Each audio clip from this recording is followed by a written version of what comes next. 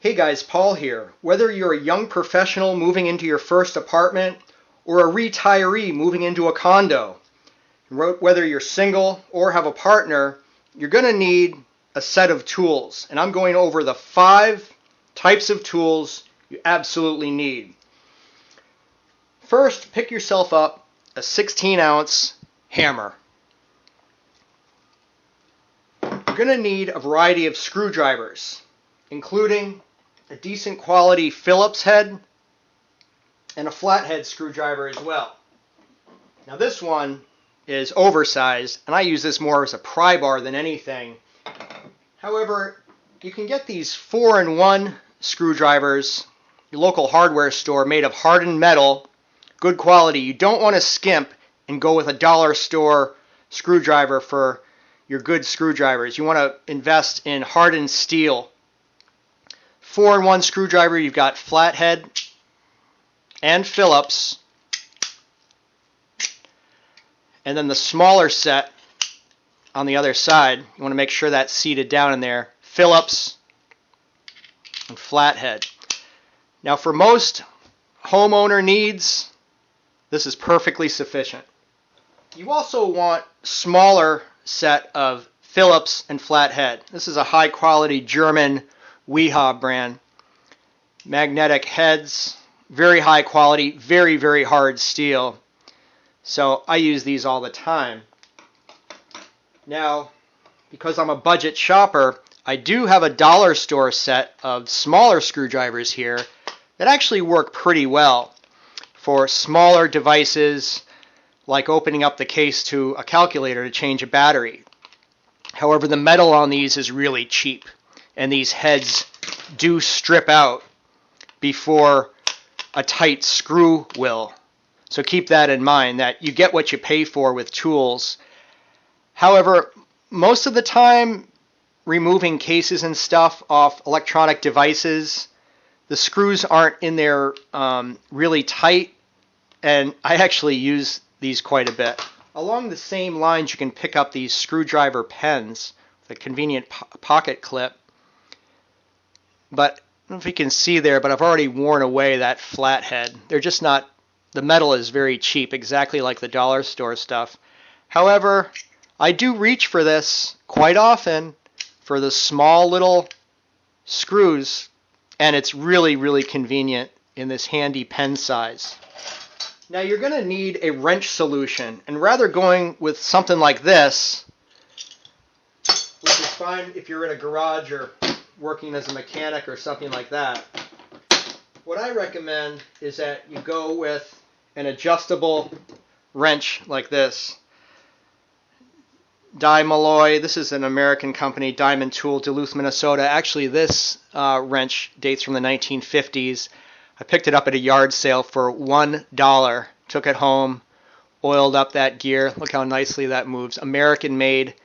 Adjustable wrenches are really great.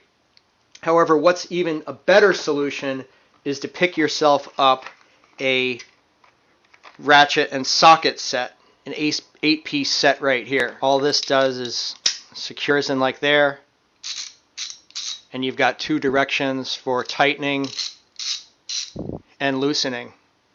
Okay? Socket set. These are a much better fit than the adjustable, and therefore you will not strip out your nuts and bolts using a dedicated socket set. Really recommended. But either way, you want some sort of wrench solution. Pliers, also indispensable. This is a channel lock made in USA. Adjustable pliers. I'm never going to need anything that wide, but really indispensable pliers for all kinds of tasks.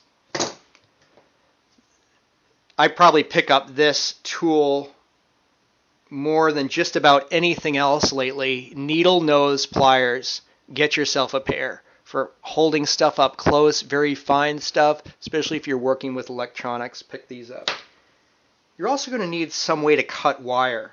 Now, if you're into electronics, a wire stripper is a very versatile tool because you've got a wire cutter right there as well.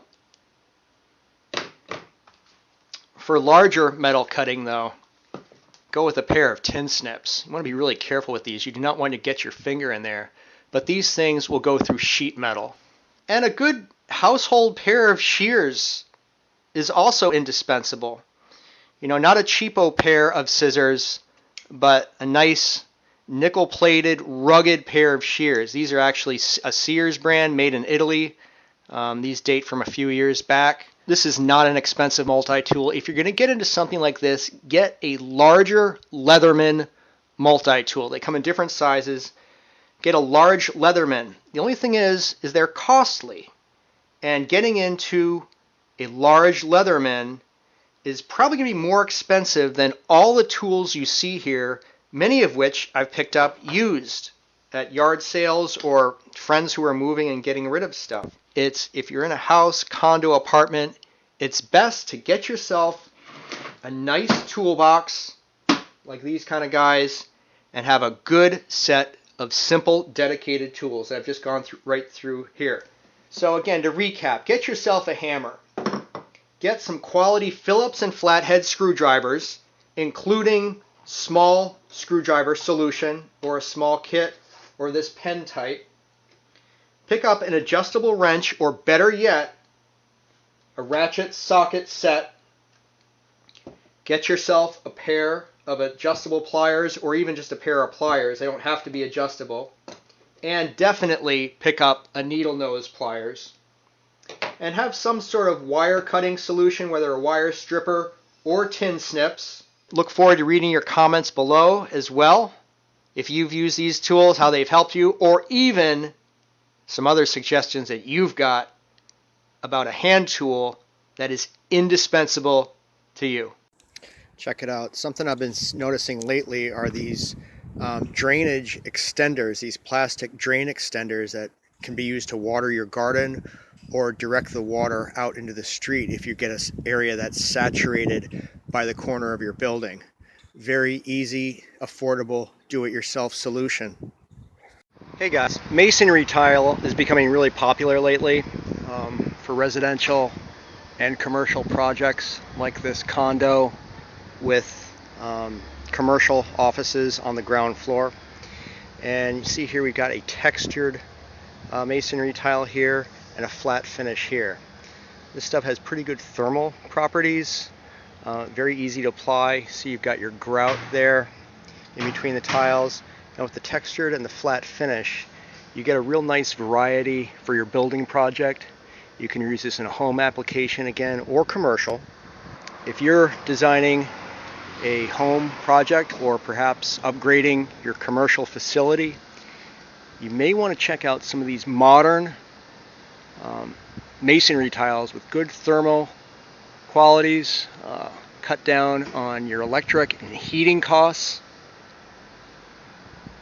And thanks for watching. Hey friends, Paul here. I live in a condo complex, and the lease agreement states that you can't fix any hardware up on the walls, etc. So I've come up with a creative solution to hang this beautiful Latka Nepalese garland here. Check this out with this Latka paper. I think it's related to mulberry from Nepal. Really, really nice garland. I wanted to get it away from the wall. So what I've done is created these triangular shapes here out of paper, just like this, with a little fold right there, and then affixed that to the wall with a non-toxic glue stick. I find these things work great for fixing stuff to the wall, and when you peel them off, I've got all these prints here hung up as well. When you peel them off, there's literally no mark, and it cleans up with soap and water, so you can keep, your walls in great shape. And that's just enough to support this really beautiful Latka paper garland from Nepal. If you guys are into this stuff, check it out. They have felt wool balls on the end, really nicely made. Such a rich variety of designs. You can see the different prints there in the paper. It was really nice to get this as a Christmas present this year, and it looks great. So you guys post your comments below. Are you into paper, latke, garlands, or do you have any tips for fixing stuff to walls to get it off the walls, or hangers or plants or whatever the case may be, without using hardware, screws, bolts, etc.? Thanks for watching, and I look forward to reading your comments.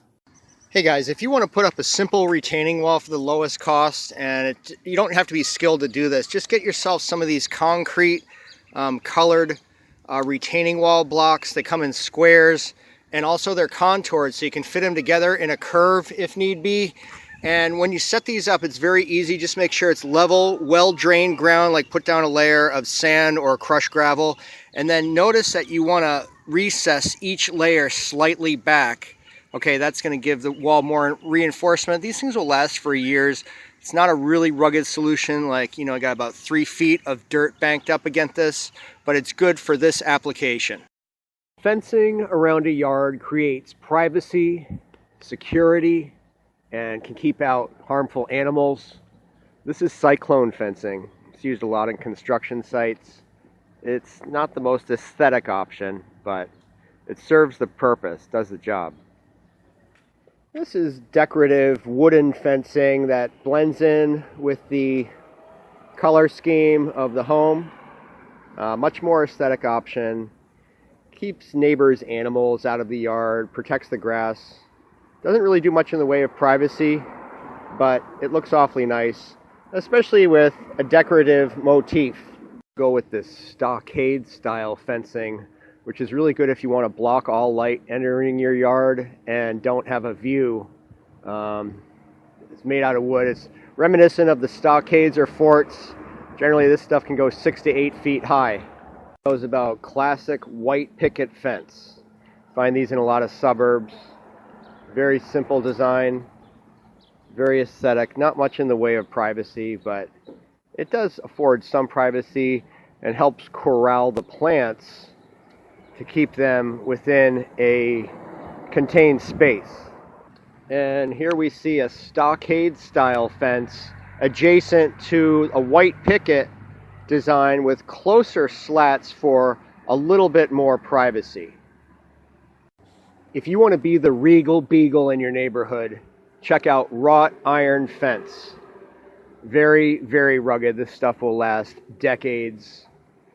Very classic look. Kind of high end, you know, going with the wrought iron. This one's been around for a while.